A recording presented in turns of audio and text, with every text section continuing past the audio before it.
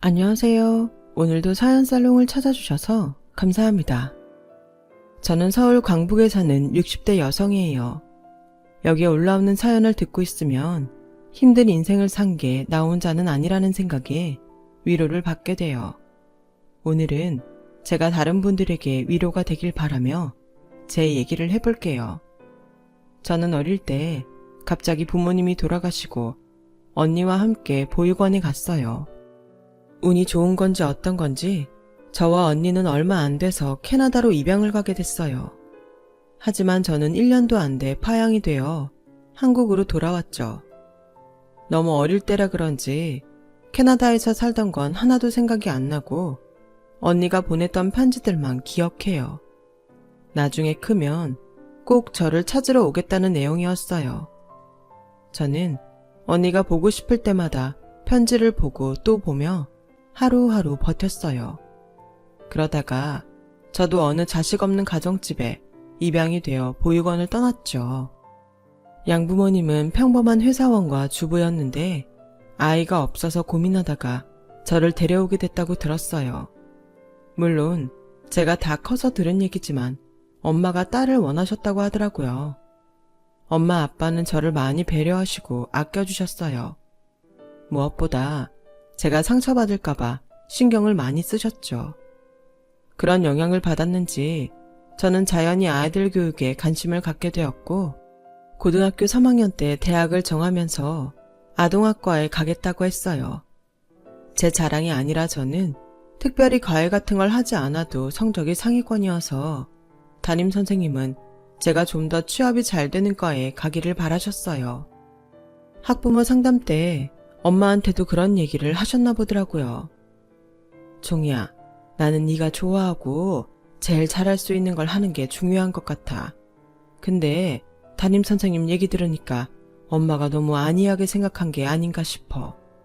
네가 경쟁이 세나과도 충분히 들어갈 수 있다는데 그런데 가서 나중에 네가 하고 싶은 거 해도 괜찮지 않겠어? 물론 강요하는 건 아니야. 무슨 말인지 나도 아는데 아이들 가르치고 싶은 게 어릴 때부터 꿈이어서 그랬지. 나도 다시 한번 잘 생각해 볼게. 저도 꼭 아동학과만 고집하려는 건 아니었지만 혹시라도 점수 높은 과에 지원했다가 떨어지기라도 하면 재수하는 게 부담됐거든요. 부모님이 1년 더 저를 뒷바라지 해야 된다는 것도 미안했고요. 이런저런 생각에 공부도 잘 안 돼서 새벽까지 깨있다가 물을 마시러 나왔는데 안방에서 엄마 아빠가 얘기하는 소리가 들렸어요. 종이 담임선생님이 그러는데 다른 부모들은 더 좋은 과에 가라고 성화라고 하더라고. 성적 안 돼도 좋은 데 갈 수 있는 방법 없냐고 물어보고 그런다는 거야. 그 얘기 들으니까 내가 종이한테 친부모만큼 못해주나 싶어서 어찌나 미안한지. 그러게 우리는 애가 스트레스 받을까봐 조심했던 건데 말이야. 저는 어쩐지 가슴이 찡하고 따뜻해졌어요. 저렇게 저를 생각해 주시는 분들이 제 부모님이 돼주신 게 정말 감사했어요. 다음날 저는 학교에도 부모님에게도 더 좋은 과에 지원하겠다고 했고 전보다 더 잠을 쪼개서 자며 공부에 매진했어요. 그 결과 좋은 대학에 무난히 합격하게 됐죠. 부모님은 제가 너무 잘했다며 예쁜 핸드백을 선물로 해주셨어요. 우리 종이 훌륭하다. 어떻게 이렇게 똑똑하고 예쁜 아이가 우리 집 딸이 됐는지 엄마 아빠는 너무 자랑스럽고 행복해. 내가 감사하지. 요즘도 여자라고 대학 안 보내는 집들 있다는데 엄마 아빠는 나 이렇게 좋은 대학 갈 수 있게 해줬잖아. 우리 학교에도 공부 잘하는데 여자니까 대학 가지 말라고 한 애들 있어. 나야말로 진짜 엄마 아빠 만나서 행운아야. 우리 때만 해도 여자는 고등학교만 나와도 된다고 하는 집들이 꽤 있었어요. 그런데 저는 지방 도시 학교에서 서울에 있는 대학까지 갔으니 부모님이 얼마나 깨어 있었는지 말 다 했죠. 부모님은 저와 같이 서울에 올라와서 제가 살 방을 구해주시고 간단한 세간까지 다 마련해 주신 후 내려갔어요. 저는 대학 캠퍼스 시절 동안 영어 공부에 전념했어요. 언젠가 언니를 다시 만났을 때 어떨지를 생각했거든요. 만약에 언니가 한국말을 잊어버렸으면 제가 영어로 소통을 해야 될 것 같았어요.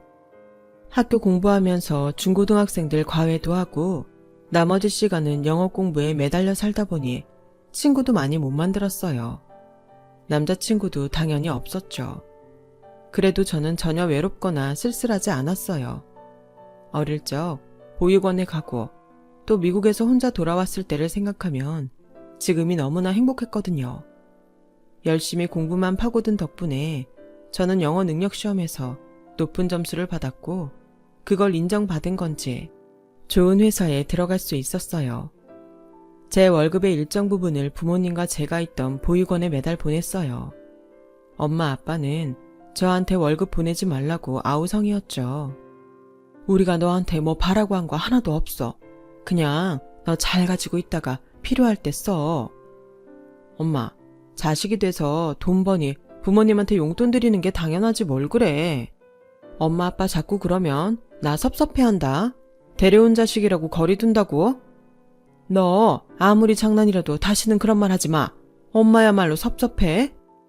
그렇게 투닥대면서도 엄마 아빠 저 사이의 정은 예전보다 더 깊어져 갔어요. 격주로 한 번은 집에 가고 한 번은 보육원에 가서 아이들과 놀아주며 회사 다니며 돈 버는 보람을 느꼈죠. 보육원 아이들을 보면 언니 생각이 났고 그때마다 언젠가는 꼭 만나게 되길 마음속으로 빌고 또 빌었어요. 영어 공부도 계속 열심히 했고요. 그렇게 회사 생활을 하고 1년 반쯤 지났을 때 저는 우리 회사 일을 봐주시는 변호사 사무실 사람을 만나게 됐어요. 사무실에 새로 들어온 변호사였는데 키도 크고 인물도 호감형이었어요. 저희 회사가 미국 기업과 업무 체결을 할 때 같이 일을 하면서 자연스럽게 가까워졌어요. 박종희 씨는 영어를 참 잘하시네요. 어릴 때 따로 과외 같은 거 받으셨나 봐요. 아니에요. 대학 때 학원 다니면서 한 게 다예요. 와, 머리가 정말 좋으신가 봐요. 난 사법고시도 2번 떨어졌거든요. 우리 집안에서는 제가 제일 머리가 별로라서 박종희 씨처럼 똑똑한 사람 보면 제일 부러워요. 무슨 말씀이세요? 사법고시를 아무나 보나요? 시험 붙어서 변호사 된 것만도 똑똑하고 대단한 거죠. 라고 했더니 너무 좋아하면서 저한테 호감을 표시했어요. 당시 집에서는 이제 제가 괜찮은 사람을 만나면 좋겠다고 자꾸 여기저기 선자리를 가져와서 나가보라고 하던 중이었어요. 부모님한테 떠밀려 2번 나갔던 것 같은데 그다지 기억에 남는 건 없지만 별로 좋지는 않았어요. 종희씨, 제가 진지하게 데이트 신청할게요. 저랑 만나보는 거 어떠세요? 제가 김 변호사님 같은 분하고 어울릴까요? 이렇게 영어도 잘하고 좋은 회사에서 미국하고 하는 계약도 맞는 똑똑한 분이 무슨 그런 말씀을 하세요? 남자는 호탕하게 웃었고 저는 성격 좋아 보이는 그 사람에게 끌렸죠. 그렇게 몇 개월 사귀어 보니 남자는 처음 봤을 때보다는 좀 소심한 사람이었어요. 하지만 그 정도 시간으로 사람 속을 어떻게 다 알겠어요. 저는 처음 봤을 때의 기억을 자꾸 떠올리며 그 사람의 좋은 점을 보려고 노력했어요. 그런데도 남자는 만나자고 한 날 아무 연락 없이 안 나오거나 약속 시간에 늦는 일이 자꾸 늘어났고 저는 제가 마음에 안 들어서 그러나 보다 그렇게 생각하게 됐어요. 그러던 어느 날 저희 회사로 나이 지긋한 여자 2분이 찾아오셨어요. 처음에는 회사 1층에서 점심 먹으러 나가는 저를 위아래로 훑어보고 둘이 속닥속닥 거리더니 제가 밥을 먹고 오자 저를 따라 엘리베이터까지 오더라고요. 박종희 씨 맞아요? 여기 해외관리부에서 일하고? 맞네 언니. 저 명찰 보니까 이 아가씨 맞아. 당시 저희 회사는 사원들이 명찰을 가슴에 달았었는데 그걸 본 할머니가 옆에 분 옆구리를 쿡쿡 찌르며 또 수근거리는데 기분이 별로 좋지 않더라고요. 하지만 저는 뭐라고 하기도 전에 제가 있는 사무실층에 도착해서 내려야 했고 두 사람은 제가 안에 들어가는 걸 확인하고 돌아갔어요. 별일이 다 있다 싶었는데 그날 저녁에 만난 남자가 갑자기 엉뚱한 말을 하는 거였어요. 너 여자가 예쁘게 좀 하고 다녀. 옷이 그것밖에 없어? 맨날 입던 것만 빨아서 입으니 그 지경이지. 입술도 좀 빨간 거 바르고. 갑자기 왜 전에 안 하던 소리를 하고 그래? 내 옷이 뭐가 어때서? 오늘 엄마랑 이모가 너 보러 갔는데 너무 구질구질하다고 뭐라고 하잖아. 나랑 결혼할 여자라고 해서 되게 기대하고 갔는데 실망이 크셨나 보더라. 집에 돈이 없어도 여자들이 다 너처럼 그러고 다니지 않아. 나도 몇 번 말하려다 너 자존심 상할까봐 안 했는데 오늘은 해야겠다. 옷도 이쁜 거 좀 사고 꾸미고 다녀. 오늘 점심때 그 이상한 할머니들이 상호씨 어머니랑 이모님이었어? 아니, 어떻게 사전에 말도 없이 남이 일하는 데를 막 찾아와서 살피고 가? 그거 너무 예의에 어긋나는 거 아니야? 그리고 뭐? 내가 구질구질하다고? 그렇게 생각했으면 나랑 만나지를 마. 상호씨도 예쁜 여자 만나면 되잖아.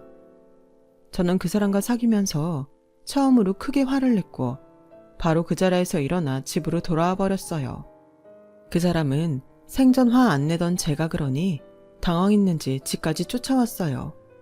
야, 뭐 그렇게까지 성질을 내냐? 사람 무한하게.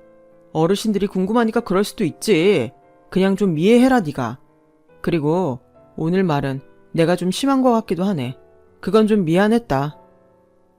그걸 사과라고 하는 거야 지금? 상호씨 이제 보니까 상대한테 어떻게 해야 되는지도 잘 모르는 사람이네. 그런 사람을 이제껏 만났다니 내가 참 한심하다. 한심? 말 다 했어 지금? 그래, 이렇게 나온다 이거지? 알았다. 아주 똑똑하다고 우냐우냐 했더니 사람 우습게 보내 진짜. 라며 돌아갔고 일주일 동안 강간무소식이었어요. 그러더니 전화해서 다시 만나자고 하더라고요. 그래도 내가 만나본 여자 중에서 너만큼 나 이해해주는 사람 없었어. 내가 너하고 결혼까지 생각하니까 엄마도 궁금해서 그런 거였구나. 네가 좀 이해해주면 안 돼? 저도 만나고 헤어지는 걸 쉽게 결정하는 성격이 아니었기 때문에 남자의 애매한 사과를 받아들였고 다시 만남을 이어갔어요. 그렇게 2달 정도 지났을 때 남자가 양쪽 집안 어른들하고 같이 식사를 하자고 하더라고요. 제가 인사도 가지 않았는데 그런 식사 자리부터 해도 되냐고 물었더니 자기네 부모님이 성격이 급해서 뭐든 빨리빨리 진행해야 한다고 하더라고요. 그래서 저도 엄마 아빠한테 조심스럽게 여쭤봤죠. 우리 종이가 드디어 제 짝을 만났나 보네. 아, 잘됐다 잘됐어. 라며 신이 나서 엄마가 박수를 치셨고 아빠도 그럼 그렇지. 우리 딸이 어떤 딸인데 어느 집에서 마다하겠어? 이렇게 좋은 짝 다 만나려고 기다린 거지. 하며 좋아하셨어요. 저는 썩 내키지는 않았지만 부모님이 너무 좋아하시니 식사 날짜를 잡자고 했죠. 그리고 날짜에 맞춰 지방에서 힘들게 오신 부모님을 모시고 약속 장소에 나갔어요. 남자 쪽은 오지 않아서 저희가 예약한 방에서 기다리고 있었죠. 30분이 지나자 남자와 그 어머니가 방에 들어오더군요. 제가 막 인사를 하려고 일어나는데 남자 어머니가 다짜고짜 제 뺨을 때리는 거였어요. 아니 이게 뭐하는 짓이에요? 남의 귀한 딸한테 손찌검이라뇨. 남의 귀한 딸? 이보세요 시골 아줌마. 내가 지금 전부 다 알아갖고 왔어. 대기 말한 그 귀한 딸이 보육원 출신이고 양녀라며. 이 총구석 인간들이 어디서 변호사한테 사기를 치려고 들어? 라며 남자 어머니는 엄마에게 삿대질을 하며 소리를 질렀어요. 제가 너무 어이가 없어서 남자를 보자 그 사람은 어떻게 이렇게 나를 감쪽같이 속일 수가 있어? 그렇게 변호사 아내짜리가 탐났어? 그러면서 아주 관심 없는 척 순수한 척 하고 말이야. 진짜 속물도 이런 속물이 없는 걸 몰랐네. 내가 아무리 엄마가 총것들 배운 거 없고 기본 없다 해도 박종이라는 인간만 보고 결혼한다고 했는데 이런 사기를 쳐? 사기를 치다니 자네야말로 말이 심하지 않나? 종이는 우리 딸이야. 소중한 내 딸이라고. 어디서 함부로 그런 말을 해? 라며 아빠가 일어나서 호통을 쳤어요. 그랬더니 이번에는 남자 어머니가 아빠 발을 꽉 밟으며 이런 천하에 베어먹지 못한 인간들이 어디 감히 변호사 사이를 갖겠다고 수작질이야. 야, 네가 뭔데 내 아들한테 반말이야. 우리 상호는 변호사야. 니네가 사기치려고 받아온 딸하고는 수준이 달라. 댁들 1억 있어. 전 재산이 1억이라도 돼? 정 그렇게 변호사 사위 얻고 싶으면 전 재산 털어서 하든가. 강남 아파트 외제차 1억 혼수 이거 할 수 있으면 해봐. 그래도 절대 안 받아줄 거지만. 하더니 아빠 얼굴에 물컵을 뿌리고 남자를 앞세워 나가는 거였어요. 저와 부모님은 너무 순식간에 벌어진 기막힌 일에 완전히 넋이 나갔고 밥도 먹지 못하고 간만 치룬 채 식당을 나와야 했어요. 남자는 저희 회사에도 제가 사기꾼이라고 소문을 냈더라고요. 사람들은 저를 이상한 눈으로 쳐다보며 은근히 따돌렸어요. 하지만 그런 일에 괴로워할 틈도 없이 아빠한테서 연락이 왔어요. 엄마가 심장마비로 갑자기 돌아가셨다는 거였어요. 그날 이후 엄마는 며칠 동안 밥도 못 드시고 잠도 제대로 못 주무시면서 제 걱정만 했는데 아빠가 일하고 집에 왔더니 엄마가 쓰러져 있었다더군요. 저는 바로 집으로 내려가 장례식 내내 펑펑 울기만 했어요. 아빠는 빈소에서 계속 잘 참으시더니 엄마를 묻을 때에는 소리내어 통곡하셨어요. 아빠, 미안해. 이게 다 나 때문이야. 미안해. 저는 그렇게 아빠를 끌어안고 울었고 아빠는 아니라며 고개만 저으셨죠. 장례식과 집안 정리가 다 끝나고 난 후에도 저는 서울로 가지 않았어요. 저를 보면 쑥은대며 뒷말하는 사람들로 가득한 회사도 가고 싶지 않았고 무엇보다 그 남자가 숨쉬고 있는 서울이란 곳에 발도 들이기 싫었어요. 아빠와 엄마는 몇 년 전부터 작은 분식집을 내고 떡볶이며 순대를 팔고 있었어요. 아빠가 회사에서 퇴직하고 나서 두 분이 함께 차리신 거였어요. 제가 어릴 때 밥은 안 먹어도 떡볶이 순대는 잘 먹었는데 그 생각이 나서 시작했다고 하셨거든요. 엄마가 요리 솜씨가 좋으셔서 가게는 곧잘 됐었어요. 아빠는 마음을 추스리시고 다시 가게를 열었고 저도 거기 나가서 일을 도왔어요. 엄마가 해주시던 떡볶이 냄새를 맡을 때 자꾸 눈물이 났지만 가게에 있으니 엄마와 함께 있는 것 같아 좋았거든요. 아빠는 제게 뭐라도 하라며 엄마가 들어놓았던 적금 통장을 주셨어요. 네가 월급 때마다 집에 보내온 돈이야. 우리 한 푼도 안 썼어. 엄마가 네 이름으로 들어놓은 거니까 네가 하고 싶은 거 해. 나 지금은 다른 거 하고 싶지 않아. 아빠한테 맡겨놓을게. 라며 계속 아빠 가게에서 일을 했어요. 그렇게 시간이 한 달, 두 달 흐르고 어느덧 1년이 훌쩍 지났어요. 그 사이 저는 떡볶이 양념 만드는 걸 배웠고 손도 빨라졌죠. 엄마가 돌아가시고 아빠가 아프신 날이 많아 분식집도 혼자 하는 날이 많았어요. 날이 추워지던 어느 날 뜻밖의 손님이 찾아왔어요.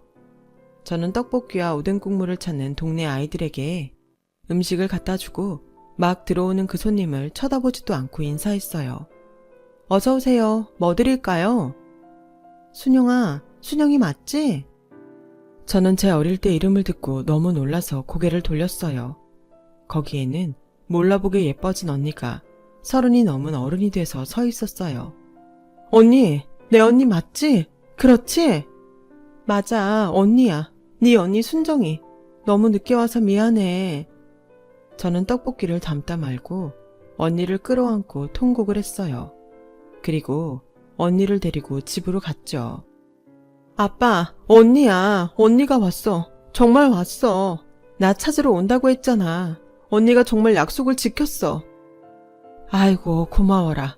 우리 종이가 언니가 보낸 편지를 아주 다를 때까지 맨날 보고 또 봤는데 언젠가 언니 만나서 쓴다고 영어도 열심히 했거든. 얘가 혹시나 안 오면 어쩌나 걱정했는데 이렇게 와줘서 너무너무 고마워. 무슨 말씀이세요? 저야말로 제 동생 이렇게 잘 키워주셔서 감사합니다. 언니는 울음을 터뜨리며 아빠에게 큰 절을 했고 아빠도 눈물을 닦으며 맞절을 하셨어요. 저희 집은 그날 엄마가 돌아가시고 처음으로 웃음소리가 들렸어요. 미국의 언니 부모님은 너무 어린 저를 어떻게 대할지 몰라 포기했던 거라고 하네요.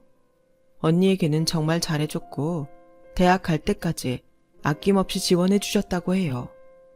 저는 엄마가 돌아가셨다는 얘기만 하고 그 남자와의 일은 일절 꺼내지 않았어요. 다신 입에 올리기도 싫은 지우고 싶은 기억이었으니까요. 그리고 친언니인데도 20년 가까이 돼서 보니 그런 얘기하기가 창피했어요. 하룻밤을 저와 함께한 언니는 아침에 제 머리를 쓰다듬으며 말하더라고요. 언니 곧 남편하고 한국 들어올 거야. 그때 다시 올게. 조금만 기다려. 저는 알겠다고 했고 며칠 후 언니는 미국으로 돌아갔어요. 그리고 3개월 정도 지났을 때 언니가 남편과 함께 한국에 들어왔어요. 내일 잠깐 올라와. 형부가 여기에서 일을 하게 돼서 바로 내려가기가 어려울 것 같아. 잠깐 와서 인사하고 가. 그냥 나중에 형부 한가하실 때 그때 뵈면 안 될까? 분식집 비우기가 좀 그런데. 잠깐만 있다가 가. 형부가 꼭 보고 싶다고 해서 그래. 저는 차마 그 남자 때문에 서울 가기 싫다는 말을 끝까지 못했고 별 수 없이 언니와 형부를 만나러 서울로 갔어요. 형부는 저를 보더니 반가워하며 손을 잡았어요. 고등학교 때 미국으로 유학 가서 쭉 있었다는데 그래서 그런지 뭔가 우리나라 사람하고는 분위기가 많이 다르더라고요. 어릴 때부터 거기서 계속 살다가 온 언니도 그랬지만요. 형부는 저에게 비싼 레스토랑에서 점심을 사주시더니 같이 갈 곳이 있다며 저와 언니를 데리고 어디론가 갔어요. 저는 그 건물 앞에 내리자마자 너무 놀랐어요. 바로 그 남자가 일하는 변호사 사무실이 있는 곳이었거든요. 언니는 제 손을 꽉 잡더니 그 사무실로 들어갔고 거기 대표는 형부를 알아보고는 허리를 굽히며 공손히 인사했어요. 사장님이 갑자기 어쩐 일이세요? 라는데 언니는 대표 옆에 놀라서 서 있는 남자에게 가더니 뺨을 철썩 후려쳤어요. 네가 감히 내 동생하고 그 좋으신 분들을 모욕해? 아니, 왜 갑자기 남의 뺨을 때려요? 제가 언제 사모님 동생을 모욕해요? 우리 언니야. 라는 제 목소리에 짜증스럽게 뺨을 만지던 남자가 완전 얼어붙더군요. 그 사람은 우리 언니를 대충 알고 있던 눈치였어요. 대표님, 저희 회사 한국 지사 일은 다른 변호사 사무실에 맡기겠습니다. 저기 있는 김상호 변호사가 제 처자한테 함부로 하고 회사에도 루머를 퍼뜨려서 다니지도 못하게 만들었다네요. 변호사라는 직업을 가진 사람이 할 짓은 아닌 듯 합니다만. 라고 하자 대표 변호사는 얼굴이 새하얘져서 어쩔 줄 몰라 하더군요. 언니 형부는 미국에서 꽤 좋은 회사 임원이었고 이번에 한국 지사를 만들면서 사장으로 발령을 받았다고 하더라고요. 그러면서 변호사 사무실을 남자네 회사로 정했었는데 저와 남자 사이에 있었던 일을 듣고 다른 곳으로 바꾸기로 했던 거였어요. 형부와 언니는 일부러 저를 불러 제 앞에서 남자 망신을 주며 그 사실을 통보한 거였고요. 변호사 사무실은 한바탕 난리가 났고 남자는 어쩔 줄 몰라 하더군요. 그날 저녁 제가 집에 내려가기 전 남자는 자기 어머니를 데리고 언니와 제가 있는 곳으로 오더니 진짜 손이 발이 되도록 빌더라고요. 우리가 정말 실수했어요, 사모님. 종희씨, 미안해요. 어떻게 한 번만 선처해 주시면 안 될까요? 라고 남자 어머니가 사정하는데 제가 그 사람 발을 콱 밟았어요. 전에 아빠한테 했던 것처럼요. 왜요? 제가 보육원 출신이고 우리 엄마 아빠는 저 데리고 사기친다며요. 근데 그런 저희가 뭘 어떻게 선처해줘요? 종희씨, 내가 정말 미안했어. 내가 모자라서 그래. 할머니 인성은 바닥까지 다 봤으니까 마음에도 없는 말 하지 마세요. 라며 매몰차게 뿌리쳤고 두 사람은 계속 사정하다가 결국 그냥 돌아가더군요. 언니는 아빠를 설득해 시골집을 정리하고 저와 함께 서울에 오게 했어요. 그 후 저는 좋은 사람을 만나서 결혼을 하게 됐고 지금까지 아들, 딸 낳고 잘 살고 있답니다. 언니네도 한국에 아주 정착을 했고요. 잠시 젊은 시절에 시련이 있었지만 그 덕분에 저는 사람을 겉모습만 보지 않고 내면을 보려고 더 노력하게 된 것 같아요. 이렇게 나이가 들어서 언니와 함께 늙어가니 지금도 가끔 꿈을 꾸는 기분이에요. 제 얘기는 여기까지랍니다. 들어주신 분들 다들 건강하시고 행복하세요. 여러분, 사연 댓글에 응원과 현명한 조언 부탁드려요. 좋아요와 구독은 저에게 큰 힘이 됩니다. 오늘도 좋은 일 가득하세요.